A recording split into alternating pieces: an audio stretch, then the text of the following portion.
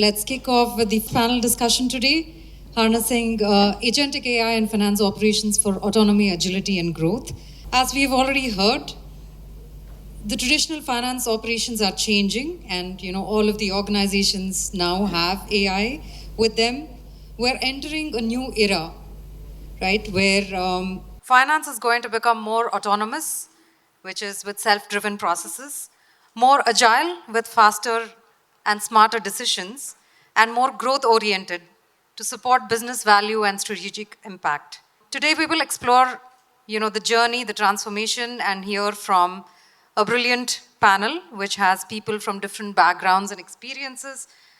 We have global leaders from GBS, CFO offices, consulting, and transformation.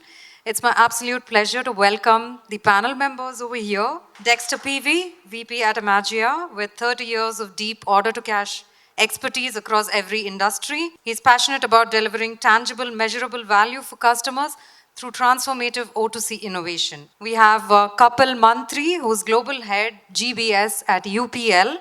He's a seasoned transformation strategist with over 20 years of experience building and scaling shared services and global capability centers for Fortune 500 companies. He has led major digital transformation programs across functions and doubled UPL's GBS footprint, creating centers of excellence and positioning GBS as a strategic growth engine. We have Krishnan Ramachandran, Senior VP and CFO for APAC and US at Sagility. Krishnan is a seasoned chartered accountant and tech-savvy global finance leader with over 27 years of experience across APAC, US, and Europe, with exposure in finance transformation, IPO execution, and optimizing financial performance, currently with Sagility Limited.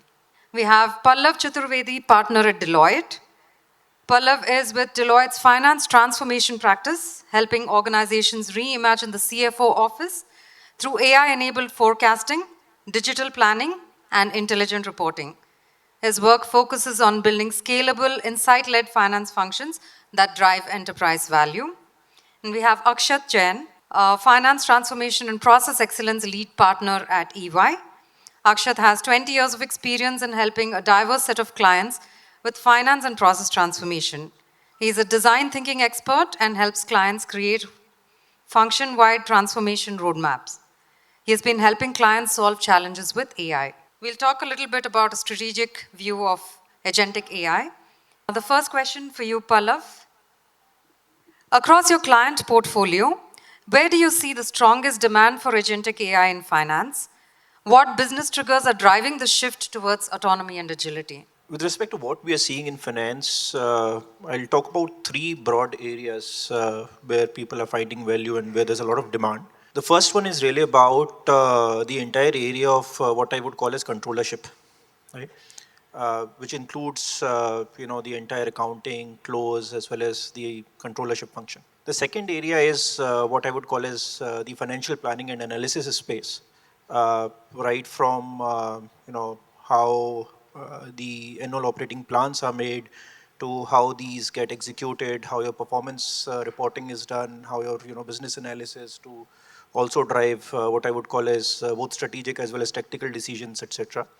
The third space, I believe, is more of the operations part of finance, where you have the core processes that I think people talked about, which is your P2P, O2C as well, where you have a lot of talent today spending a lot of time in doing transactions, and because of that, there's a very strong productivity business case that gets created, and a lot of value generation happens, right? I'll say some of the trends that are driving these areas is when I look at controllership, for example, it's been a challenge for finance professionals to really ensure that when you're closing your books, for example, am I doing it with quality? Am I taking care of everything? For example, I mean, is everything captured correctly? Am I reporting the numbers in a correct way, right? And it's been a challenge for finance professionals to ensure that. It takes a lot of hard work to drive that, right? Which is where we've seen that some of these systems, for example, will really go and look at anomalies, at a transaction layer level. They will look at different validations, a lot of reconciliations you can, look at as a use case, when looking at this particular area. There's a lot of value in terms of processes being very transactional and how a business case really gets created. The second one around FP&A, earlier we used to have dashboards, etc., that people used to use for reporting. But now, essentially, in the agentic AI world, you can essentially talk to your data, right? You expose your data and you can start having conversations with your data, and your static reports, etc., are, even though people still have them, but I think a lot of people are moving towards information available at the click of a button, right? And by just writing prompts, which is where when it comes to, let's say, ad hoc data points which used to take up a lot of time, etc., now they're available for people just to look at. You don't have to go to anyone and then ask for it, which is driving value at multiple levels for senior management, middle management, as well as junior management to kind of get that access. The third part is, I think what Veena also highlighted is it is a digital workforce. When you look at scaling up your organization, I think there's, ample room for, adding agents to your workforce so that, scaling up doesn't become a challenge. Talent is a constraint. Even, sitting in India as a market, if I'm saying talent is a challenge, it's difficult to get the right set of people to do, let's say, knowledge-driven work. Which is where AI agents, I think, is given certain guardrails, controls, etc. They're a boon, I think, when it comes to scaling up. I'll probably limit it to that. Thanks a lot, Pallav. Next question for you, Akshat. From a transformation process excellence standpoint, how do you see agentic AI reshaping the modern finance operating model across different industries? We have, from process excellence and automation perspective, we've already seen finance function getting automated. And recently, we also saw orchestration layer being added to it. With AI agents coming in, we see a lot of it getting autonomous. I see the focus moving from executing or processing more towards decisioning or decision support. If you look at the flow of finance or key activities which happen, and if you look at major blocks like run, govern, and transform, these days, we see most of it being managed through humans. But in future, if you look at it from operating model perspective, I see run, majority of it being managed through AI agents, governance being managed with humans, and obviously transformation would be a combination of both, as I see. If I look at from the operating model perspective, there are a lot of elements across people, process, technology, data. I believe going forward, and at least in next 12 to 24 months, Pallav spoke of talent. On one side, we are looking for talent from technology perspective, but specifically from finance perspective, organization structure and the skills required will remain key from finance function perspective.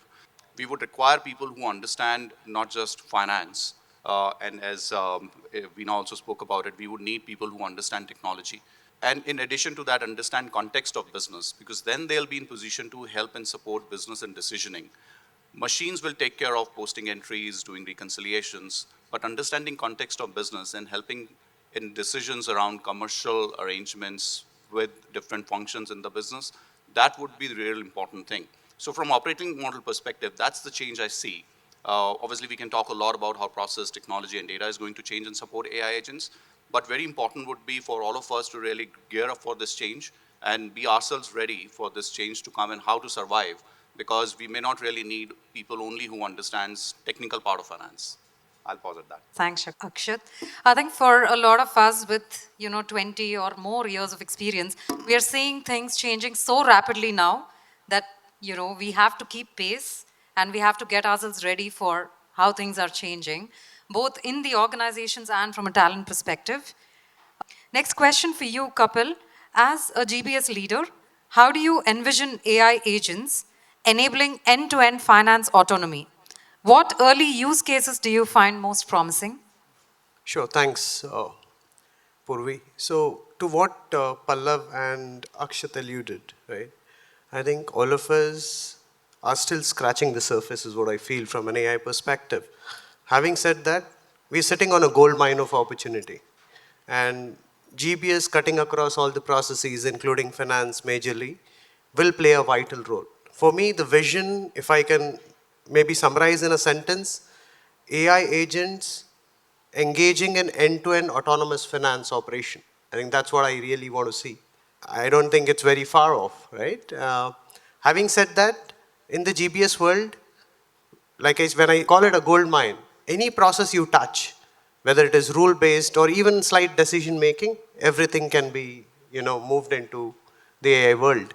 So I think what will be relevant is how do we have the right set of data? I think super important would be clean data. Without having the right set of data, we will never be able to achieve what we set out for. From from a few examples, right, which probably could resonate with a lot of you folks. One is, of course, when you're talking about autonomous finance, anything that relates to preparing, validating, and posting, say, journal entries, right? It's a very easy one. When you're talking of reconciliations or matching up, two different sheets, it's again an easy one. In the travel and expense space, a lot of our agents, when I'm talking of human agents, have been doing audits. Do we really need them to do it? We don't. So it'll be the continuous audit, but I think more than audits, it'll also be about fraud detection and compliance, which will be super critical and which will be a continuous and iterative process that the agents will drive and throw up anomalies that the exception management team should more or less focus on. So I think tremendous opportunity for sure. Being in GBS, I think we could probably influence a lot beyond finance as well. Thank you, Kapil.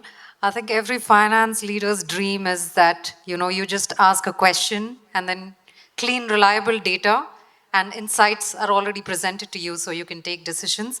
Hopefully, we are all moving in that direction sooner than we had imagined. Next question for you, Krishnan. From a CFO lens, how is agentic AI enhancing decision-making, planning agility, and financial responsiveness across global operations? All of them, starting with Veena, Pallav, Akshay, Kapil, everybody has touched upon most of it.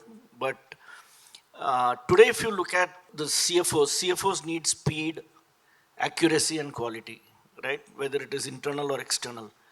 Investors no longer need historic balance sheets. Historic balance sheets are just for reference. What they need is a peek into the future.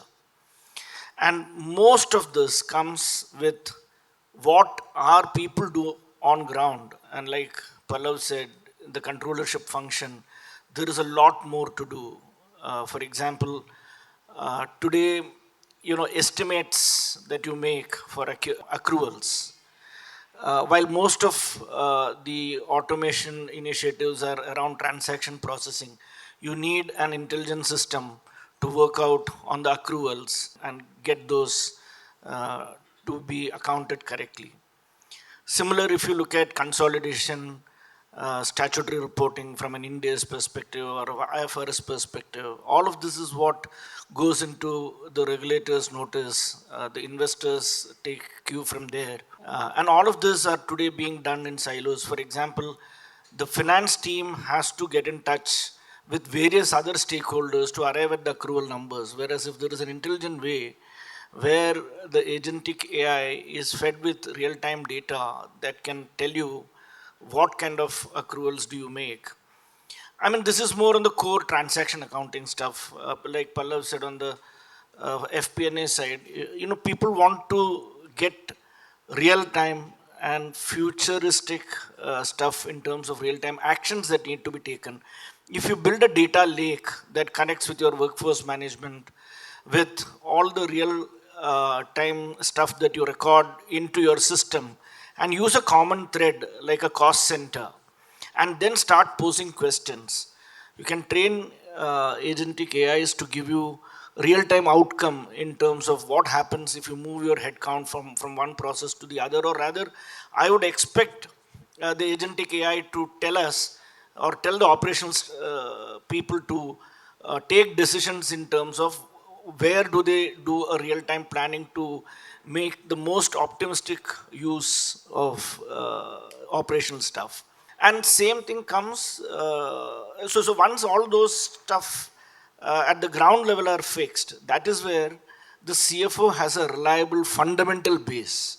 And any results, any outcome coming out of that becomes a lot more predictable, a lot more grounded, a lot more ethical, and also you don't have to really worry about governance because that's inbuilt. So I think that is where we are moving. This is, like Veena said, this is just the tip of an iceberg, but a long way to go. And we at Sagility are building a lot of automation initiatives. We do small projects using macros and then converting them into the journey of an agentic AI. In the O2C domain, how do you see, the role of agentic AI? And do you see it reducing latency and, supporting agility? Thank you. So in order to cash, there are so many tangible areas that are working currently today and can be improved as we continue on. But just very simply, we can look at cash application, we can look at dynamic collections, we can look at dispute management. And I'll just give you, I know we're short on time, so I'll give you just some highlights. In cash application, we can read any incoming remit to information, whether it be from an email, a bank, a portal, in multiple languages, in structured, in unstructured, in multiple file formats. And then we can pull the invoice information and match that payment. But equally, as you saw on the screen earlier from Gia, we go to the next step. If it's not matched, what do? We can automatically reach out to that customer's AP department and ask them for help. It does two things. We might get the answer where that money should be applied, but it also re-educates the accounts payable department of that company. So that's one very tangible example that is working today and is bringing cash application to 90% or even more. We have customers at 98% hit rates, and we have customers that start in 100% manual. So cash app is a wonderful area. The same goes for collections. We have static collection rules at most companies.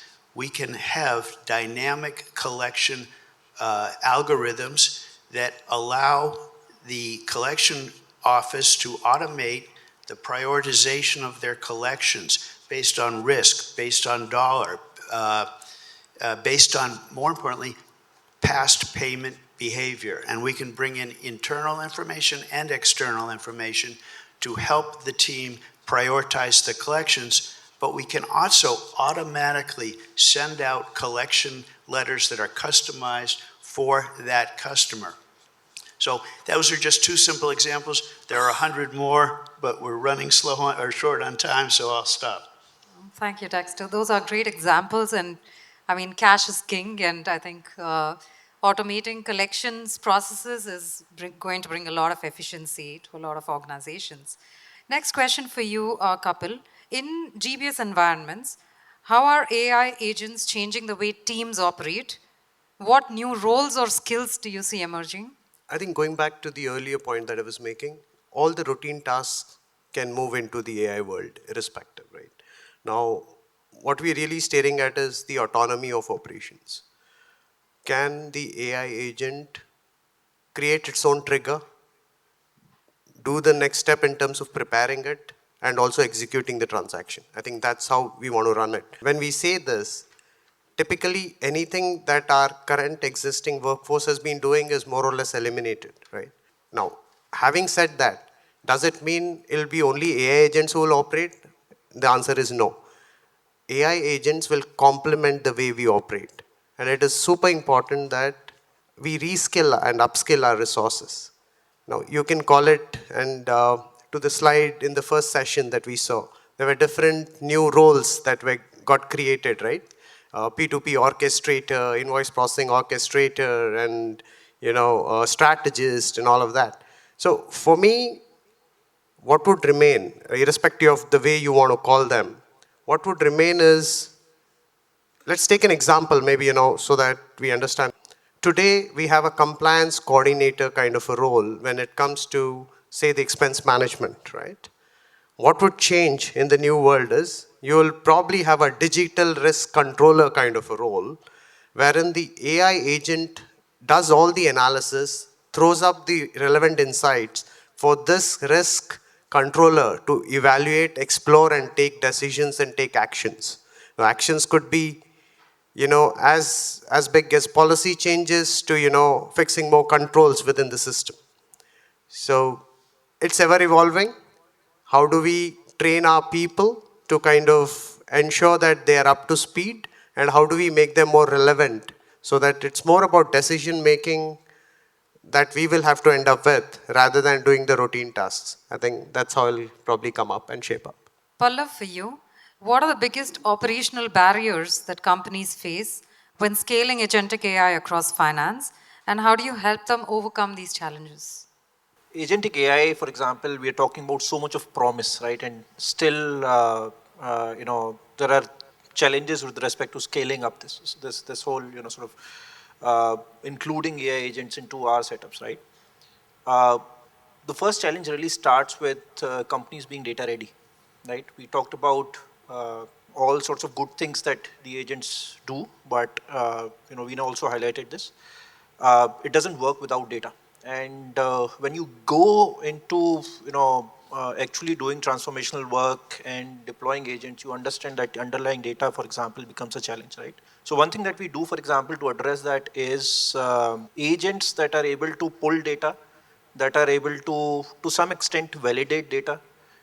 You build certain other guardrails and memory as a self-learning mechanism to say that tomorrow if I find this exception at a data layer level, how do I correct it, so that over a period of time the agent takes that into action, and then the whole concept of self-learning becomes sort of more evident.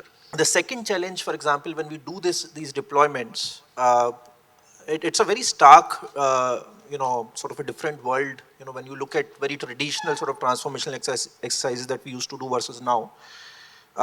We used to work on things like SOPs and process documents and process narratives. The point is that it captures what good looks like, right?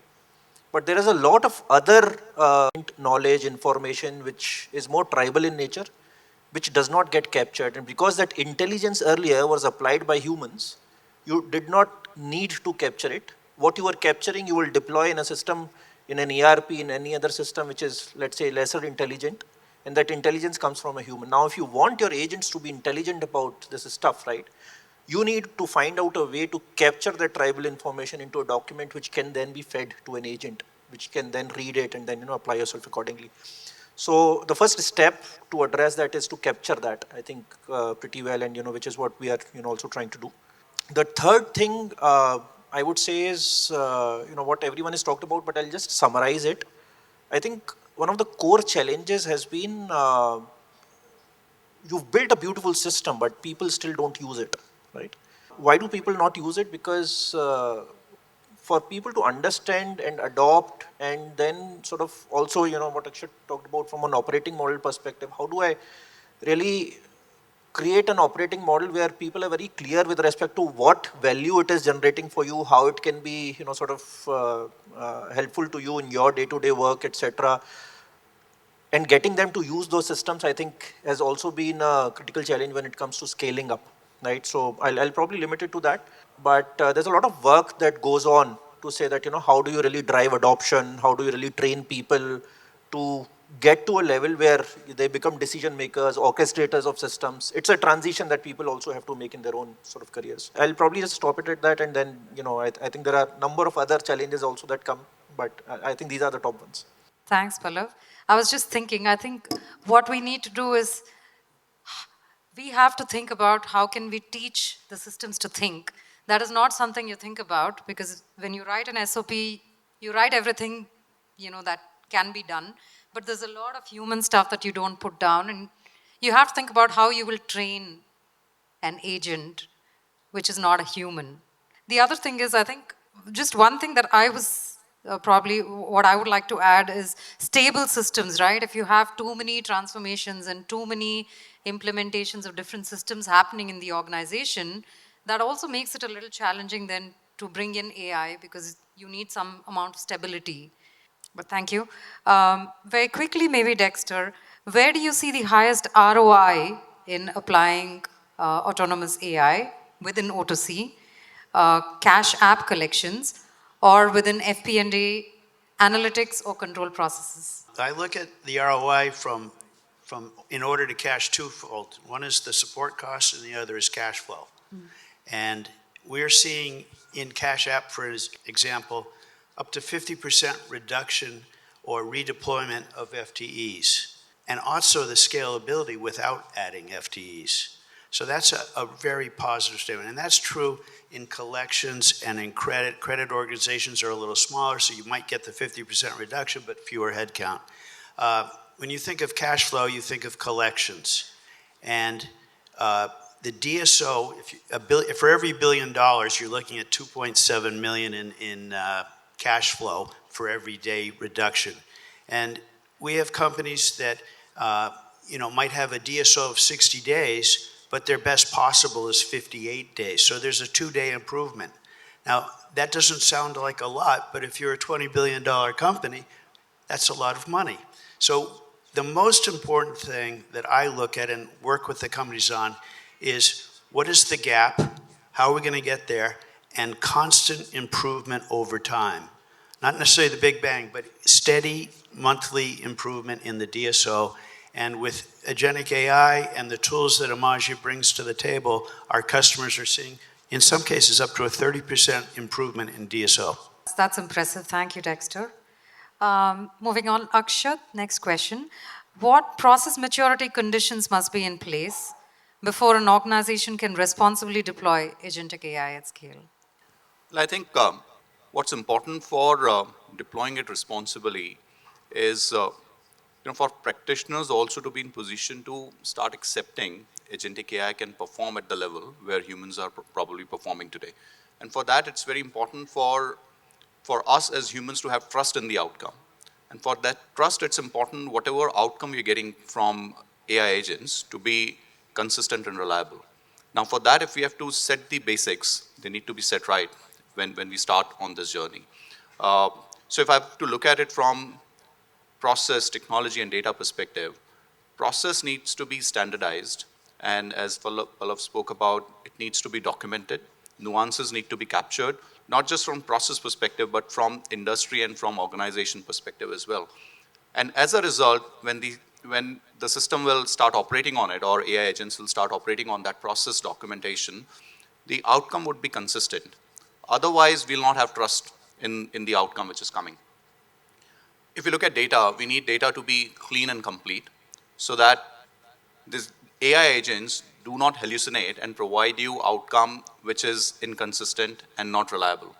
So it's very important to set the data right for systems to be integrated. And as I'm talking about systems, we need to ensure that AI agents get seamlessly integrated into your existing technology landscape, be it your existing ERP, any other customization you might have done, and any other interfaces you might have. But if you look at today, there are a lot of customizations which are unsupported today.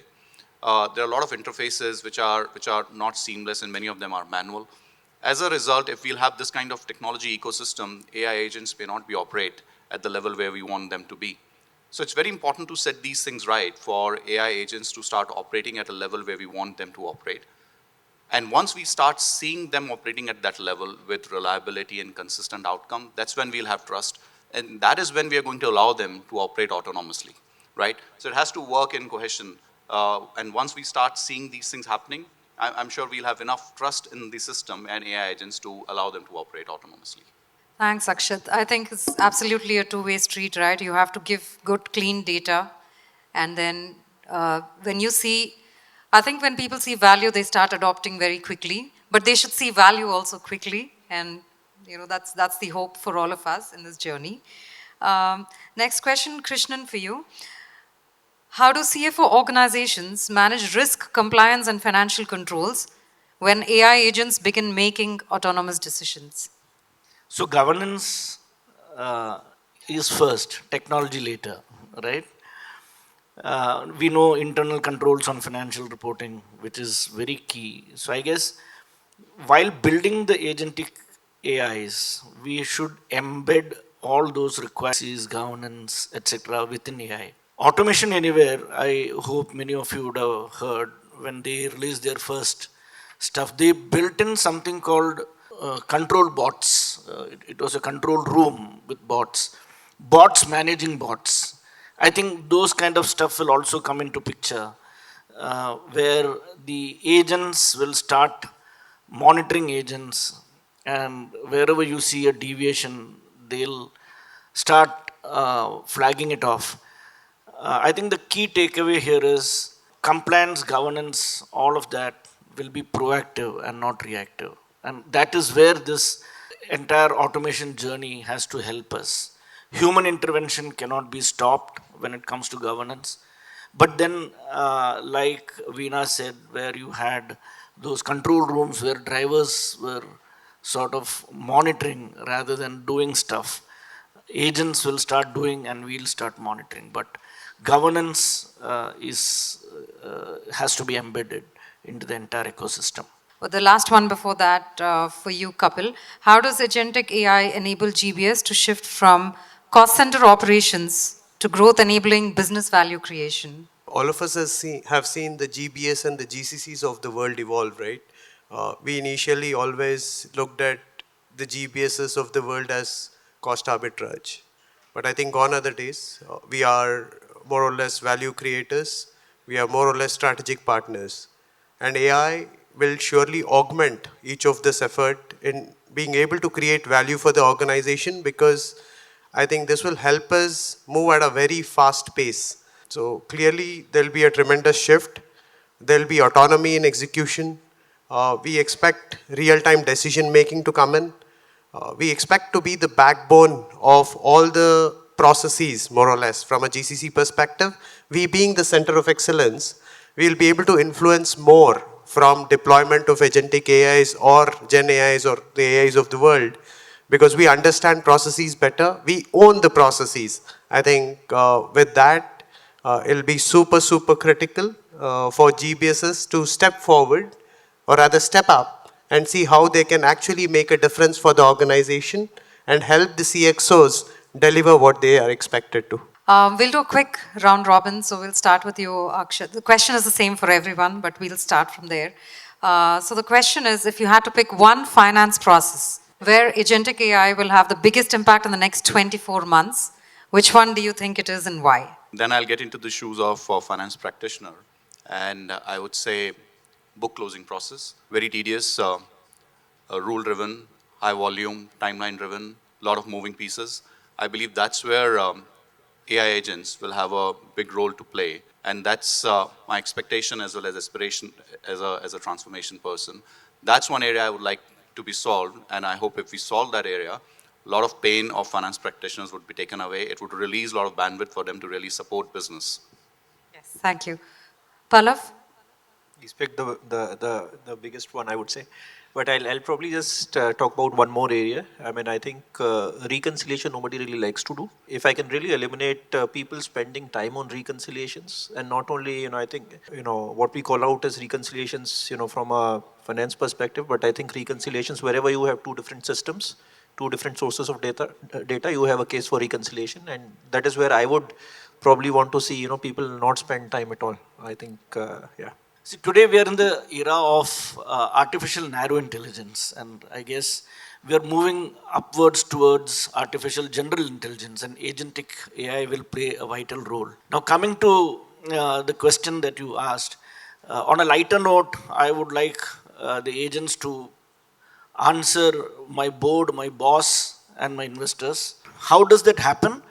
Given the past analysis with the real data, if agentic AI can give me the likely questions from the outcomes that I have in this quarter, or the forecast that I am building, that can throw up intelligent questions that are likely to come, and then help the CFOs prepare, face those questions. No, just to add to what you said, we've tried doing something for our QBRs and it's showing good results.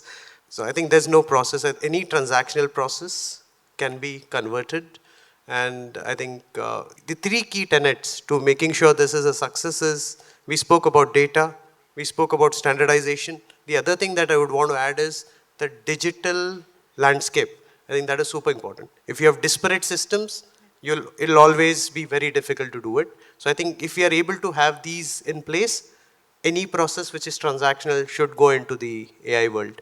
I'm a little biased here, but I do like tangible benefits, so I'd have to truly say collections at the top of the list and cash out.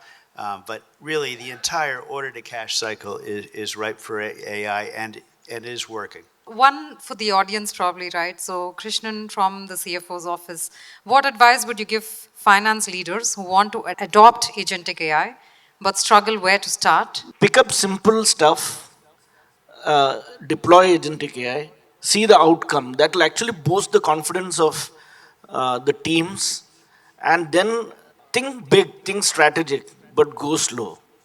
And get the finance team to get into the technological bent of mind. They need to start thinking from a technology perspective and from a 360 degree, and equip them, give them that confidence, that freedom. So I think that is what they should do. It can be like an O2C, P2P, whatever, but take a small area. The way when I started, I did an automation on the MTM, which is mark to market, and then get the entire thing automated, including the journal entries. And that was a very good success story. Thanks a lot to the panel for the insightful discussions. I hope you all were able to derive value from that. And, we are looking at a future of finance which will be more autonomous, agile, and strategic. And, it's an exciting journey, I think, for all of us together. Just looking forward to that very much. Thanks again to the panel, and thank you. May I have the mementos for Purvi, please? Dexter, I would like to request you to please give the mementos to the speakers.